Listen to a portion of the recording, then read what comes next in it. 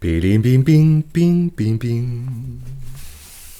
Val más estar en sin orelles que en sin ovelles.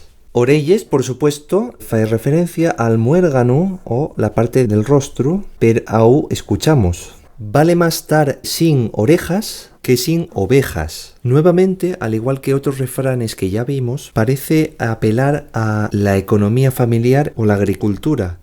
Posiblemente no se refiera a la oreja como tal vez sea el sentido del oído, una pérdida del oído o de los sentidos. En cualquier caso se trata de una pérdida personal frente al número de cabezas de ganado que puedas tener y tus bienes, tus posesiones y tu economía familiar. Una nota a tener en cuenta es que cuando se aprende desde el castellano a veces pensamos que hay una equivalencia entre la J y la xie o X. Pero no siempre es así. En este caso, oreja y oveja se utiliza con la Y.